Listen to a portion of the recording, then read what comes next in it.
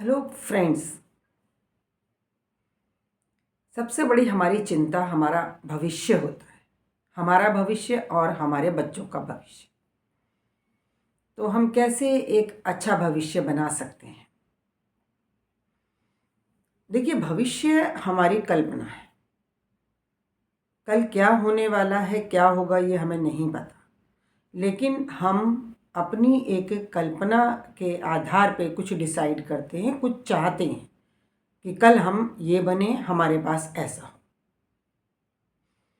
लेकिन हो सकता है कि प्रकृति में कुछ और लिखा हो, कुछ और होना हो। जैसे अचानक से कोरोना आया और सबकी प्लानिंग फेल हो गई। तो प्लानिंग हम बनाते हैं बट वो कभी भी फेल हो सकती। अब भविष्य सिर्फ हमारी कल्पना है। तो ये नहीं है कि हमें भविष्य के बारे में नहीं सोचना है, हमें हमें अच्छा भविष्य करने की नहीं सोचना है। हमें वही सोचना है। लेकिन ये याद रखना है कि ये सिर्फ हमारी कल्पना है, चीज़ें कुछ और भी हो सकती हैं। अब भविष्य की चिंता करते हुए जब लोग चलते हैं आगे, तो कई बार लोग डरे हुए होते हैं। कई बार लोग पीछे से पता नहीं किस माहौल से निकल के आ रहे हैं। हो सकता है उन्होंने चीज़ें चालाकी से की हों, झूठ बोलकर की हों। तो उनके दिमाग में ये बैठा हुआ होता है कि इसके बिना तो आजकल काम नहीं चलेगा, रिश्वत के बिना काम नहीं चलेगा, भ्रष्टाचार के बिना काम नहीं चलेगा, और चालाकी या झूठ बोलना वो तो हमें करना ही पड़ेगा। तो इन सब के चलते आप एक गलत राह पे मुड़ जाते हैं और गलत रास्ते जाकर आप कभी भी अच्छा भविष्य नहीं बना सकते। तो अगर आपको एक अच्छा भविष्य बनाना है तो आपको सही और सच्चा रास्ता चुनना चाहिए, चुनना ही पड़ेगा। वैसे भी भविष्य एक कल्पना है, वो होगा नहीं होगा कहा नहीं जा सकता है। तो भविष्य को बनाने के लिए जो हम चाह रहे हैं उस पर अगर हम सही रास्ते अपनाएं, सच्चाई के तरीके से चलें, तो हम अच्छा भविष्य बना सकते हैं। गलत खाना खाकर हम अच्छी हेल्थ की कल्पना नहीं कर सकते। अगर हमें हेल्थ अच्छी चाहिए तो हमें खाना अच्छा ही खाना पड़ेगा। जैसे ही हम कोई विचार लेते हैं, हमारे आगे की जर्नी उसी पे आधारित हो जाती है। जैसे ही हमने चालाकी का सोचा, तो अब आपको ऐसे अवसर ही मिलेंगे, ऐसे ही मौके आएंगे कि आपको चालाकियाँ करनी पड़े, आपको झूठ बोलना पड़े, आपको रिश्वत लेनी पड़े, क्योंकि आपने उसी की प्लानिंग करी थी। जो आपने चाहा था ईश्वर वही आपको देता जाएगा, देता जाता है। ये इस तरीके से समझना बहुत ज़रूरी है कि जैसे ही हम कोई विचार लेते हैं वैसे ही हमारी आगे की जर्नी तय हो जाती है। डे टू डे लाइफ में देखिए, अगर हमें पता चले कि 1 महीने बाद भी अगर हमारे घर में कोई शादी है, तो आज से ही हमारे घर के काम, उनके तौर तरीके वो उसी हिसाब से चलने शुरू हो जाएंगे। और अगर हमें पता चले कि 1 हफ्ते बाद हमें किसी फॉरेन टूर पे जाना है, तो हमारी एक्टिविटीज़ तुरंत उससे संबंधित आगे बढ़ जाए।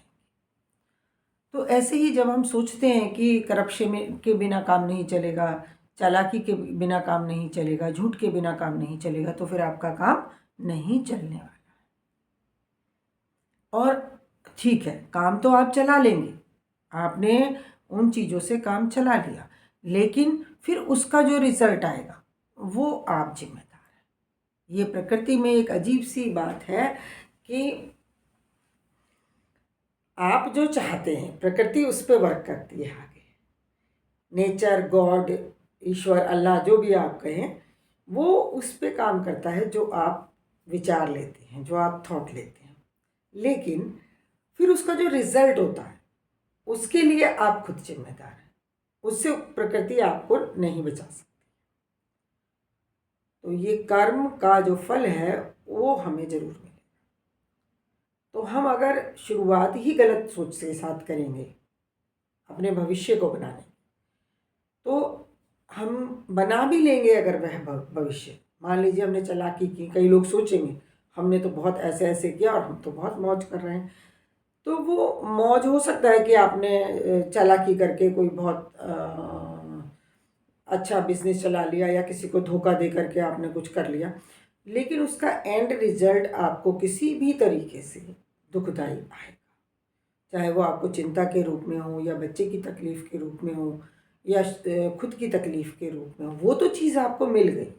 सपोज़ कई बार वो भी नहीं मिल पाती, लेकिन उसका जो रिज़ल्ट होगा वो नहीं होगा जो आप उससे चाह रहे हो। देखिए हम भविष्य क्यों बनाना चाहते हैं? मान लीजिए भविष्य में कोई बच्चा आईएएस बनना चाहता है, डॉक्टर बनना चाहता है, जो भी बनना चाहता है वो चाहता तो सुख के लिए है कि मुझे इससे सुख मिलेगा। लेकिन जब वो आप उसमें उसको पाने में आप गलत तरीकों का इस्तेमाल करते हैं, तो फिर वह आपके सुख नहीं बल्कि आपके दुख का कारण बन जाता है। तो भविष्य बनाने के लिए, अच्छा भविष्य बनाने के लिए हमें सही रास्ते पर चलना होता है। देखिए सही रास्ता हमें देखने में मुश्किल लग सकता है, हमारे काम कुछ समय के लिए रुक सकते हैं, लेकिन सही रास्ते पे जा कर के बाद में हमें आसानियाँ होती हैं, क्योंकि ईश्वरीय एनर्जी उसमें फ़ोर्स लगाती है। तो ऐसा नहीं है कि सही रास्ते पर चलने वाले लोग हमेशा मुश्किल में ही फंसे रहते हैं या वो हमेशा परेशानी में रहेंगे या उनको कष्ट ही आते रहेंगे, ऐसा नहीं होता है। वो शुरू में ज़रूर टफ लगता है। देखिए कोई सिस्टमैटिक काम अगर हमें करना होता है, एक तो हम रफली काम करते हैं, वो जल्दी से हो जाता है, लेकिन बाद में उसे देखते हैं तो अच्छा नहीं लगता है और उसका रिज़ल्ट भी शायद उतना अच्छा ना हो। लेकिन जो सिस्टमैटिक काम हम करते हैं, वो शुरू में थोड़ा-सा हमें देर लगेगी, हमें थोड़ा-सा परेशानी फ़ील होगी, लेकिन बाद में वो हमें बहुत अच्छा सुख और सुकून देकर जाता है। तो भविष्य अगर आप अपना बनाने की बात सोचते हैं या बच्चों का भी भविष्य बनाने की बात सोचते हैं, तो उन्हें झूठ के रास्ते पर ना चलाएं। उन्हें देखिए पहला ज़माना कितना कितना जानते थे वो लोग। आज जितना इंसान के पास सुविधा हो गई है उतना ही वो अज्ञानी होता जा रहा है। पहले था देखिए किसी की चिट्ठी नहीं पढ़नी है बिना मतलब, किसी की बात छुप के नहीं सुननी है।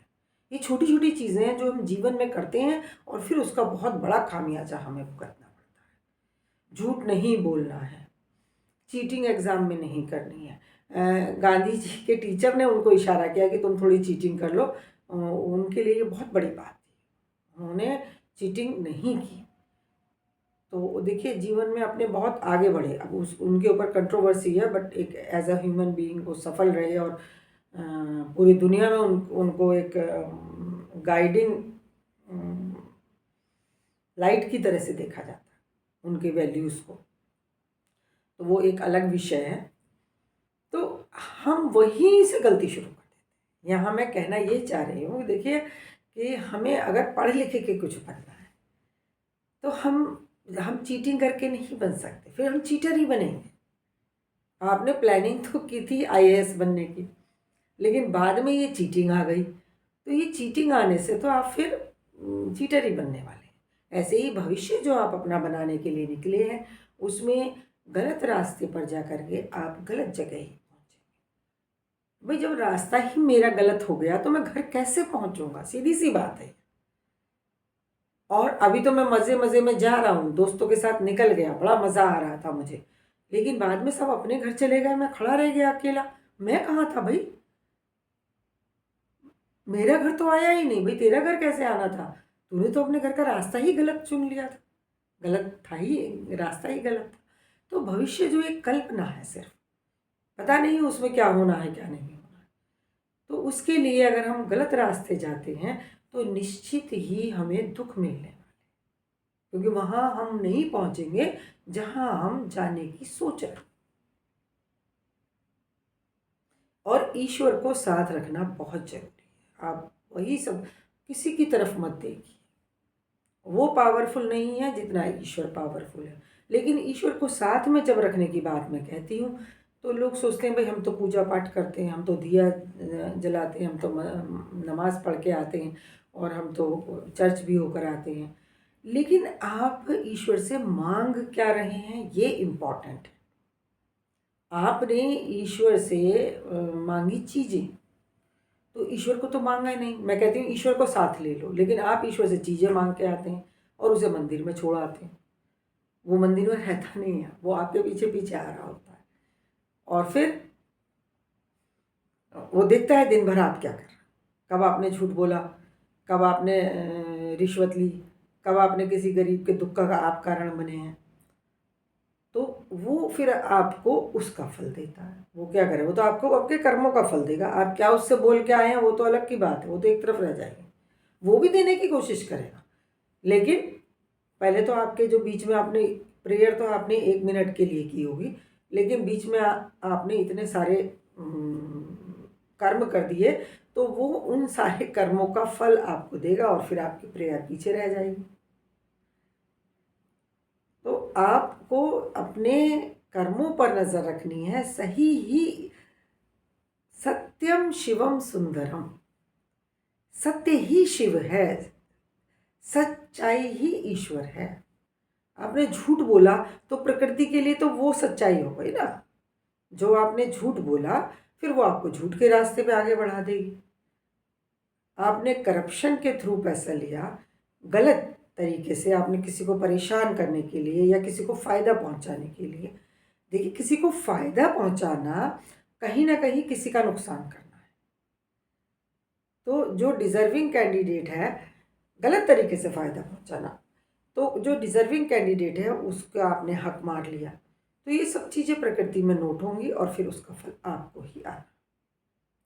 तो भविष्य अगर अच्छा बनाना है तो सत्यम शिवम सुंदरम, इसको पकड़ के रखें। और मैं आपको गारंटी देती हूँ, गारंटी तो खैर मैं कौन हूँ गारंटी देने वाली, वो है ऊपर वाला। लेकिन मेरे जीवन का ये अनुभव है कि जब हम डिसाइड कर लें कि हमें झूठ नहीं बोलना है, हम जब ये डिसाइड कर लें कि हमें लालच नहीं करना है, लालच करके, लालच से मतलब किसी का पैसा मार लेना और कुछ भी गलत गलत करना, तो जब हम ये डिसाइड कर लेते हैं हमें इस राह पे नहीं चलना, तो अब हमने डिसाइड कर लिया, तो फिर हमारे जीवन में चीज़ें उसी हिसाब से घटित होनी शुरू हो जाए। थोड़ा टाइम लगेगा क्योंकि अभी हमें पीछे का इफेक्ट आ रहा होता है। कई बार लोग घबरा जाते हैं कि भाई हमने तो ये सोचा था कि अब हम ये नहीं करेंगे और हमें तो इतनी परेशानी हो गई, हमें करना पड़ा। अभी थोड़ा आप सब्र रखें, आपने जो डिसाइड करा है उसके अकॉर्डिंग चीज़ें होंगी, लेकिन अभी पहले का इफेक्ट हमें आ रहा होता है जो हम करके आए। मैंने तो 6 क्लास में ये बात डिसाइड करी थी कि भाई झूठ नहीं बोलना है। ऐसा नहीं है कि मैंने कभी झूठ नहीं बोला होगा, कभी किसी मैटर में फंस के किसी की अच्छाई के लिए या किसी को तकलीफ़ ना पहुंचे इस बात को लेकर के कभी कुछ भूल भी दिया हो, लेकिन मैंने तभी ये डिसाइड किया था कि झूठ नहीं बोलना है। क्योंकि झूठ बोलने से टेंशन बहुत होती थी, डर लगता था। कोई चीज़ें खो गई, मान लीजिए टूट गई, छोटे बचपन में तो यही बात होती हैं, चीज़ें टूट गई, खो गई, कुछ गलती हो गई, अब मम्मी को बता नहीं रहे हैं, पापा को बता नहीं रहे हैं, तो वो जो एक अंदर से टॉर्चर होते थे, वो चीज़ से परेशानी मुझे होती थी। तो मैंने डिसाइड कर, नहीं, जो हो गया वो बता दो फ़ौरन। और उससे फिर हमेशा एक तो ये विश्वास लोगों का बनता है कि हम सच बोलते हैं, तो फिर वो हमारी बात पे भरोसा करते हैं और हमें सपोर्ट करते हैं। लेकिन जैसे ही हमने झूठ बोला, तो हम 2 बार झूठ बोलेंगे, लोग हमारे 4 बार हमारी बातों को झूठ समझेंगे। ये हमारा बड़ा डबल नुकसान हो जाता है और फिर हमारे अंदर चलता रहता है कि झूठ बोला है, कहीं पकड़ में ना आ जाए। और अगर और जब पकड़ में आते हैं तो बहुत और ज़्यादा पड़ती है कि भाई आपने पहले क्यों नहीं हमें बताया, छुपाया क्यों, और चीज़ें और ख़राब हो चुकी होती हैं, उनके लिए भी ख़राब हो चुकी होती हैं। तो ये एक एक यहाँ ख़त्म नहीं होगी बात। जो आप सच्चाई, ईमानदारी लेकर चलेंगे तो वो दूर तलक जाए, और जो आप झूठ, चालाकी लेकर चलेंगे वो भी दूर तलक जाए। और फिर जब आप बाद में चाहेंगे कि ये ना हो, तो फिर ऐसा नहीं हो सकता, फिर उसका रिजल्ट आपको आता रहेगा। देखिए, 1-2 मूवी में, कहानियों में हमने पढ़ा कि कोई चोर था सेफ, और वो, या फिर वो कोई गलत कामों में फंस गया था, फिर उसको किसी से प्यार हुआ और वो चाहता था कि अब मैं एक अच्छी ज़िंदगी जीऊँ, और तभी उसे पुलिस उठा के ले जाती है, क्योंकि उसके पुराने कर्मों का फल आ रहा। अब वो नहीं चाह रहा वो चीज़ें करना। पहले उसे जेल जाने से फ़र्क नहीं पड़ रहा था, लेकिन अब वो जीना चाहता है, वो सही रास्ते पे आना चाहता है, लेकिन अभी पुराने कर्मों का फल उसे आ रहा होता है। तो बाद में अगर हम ये चाहेंगे कि हम इस चीज़ को बदल दें, तो बाद में वो नहीं बदल पाएगी। तीर तीर कमान से निकल चुका है, अब वो जा कर के लगेगा। अब इसका तो फल आपको भुगतना पड़ेगा। अब आपको नई शुरुआत करनी है, तो उसके लिए आपको शुरुआत अब करनी पड़ेगी और इंतज़ार करना पड़ेगा। हो सकता है आपके साथ पुराने बुरे कर्मों का फल आता जा रहा है, लेकिन फिर भी आपको इंतज़ार करना पड़ेगा। सच का कोई एज नहीं है।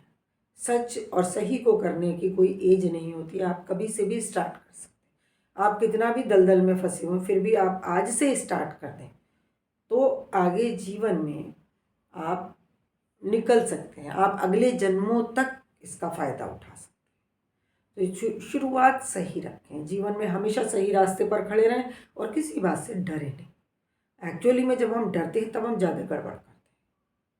तो डरना नहीं है, जो होगा मैं हूँ, ईश्वर मेरा जो देगा मैं उसको झेलने के लिए तैयार हूँ। वो मुझे गलत नहीं देगा। क्या हो जाएगा, थोड़ा सा गरीब रह जाऊँगा, थोड़ा सा नीची पोस्ट पर रह जाऊँगा, लेकिन मैं सच के साथ यही लेकर के आप चलें, तभी आपको सुख और खुशी जो आप चाह रहे हैं, आप एक्चुअली में अच्छा भविष्य आपका यही है। चाहे वो अच्छी जॉब पाकर हो, चाहे अच्छी पोस्ट पाकर हो, लेकिन आपका एम तो यही है कि मुझे खुशी और सुख मिले। तो इसको थोड़ा समझना पड़ेगा। यही से हम एक अच्छा भविष्य बना सकते हैं। थैंक यू फ्रेंड्स, मिलती हूँ नए टॉपिक के साथ।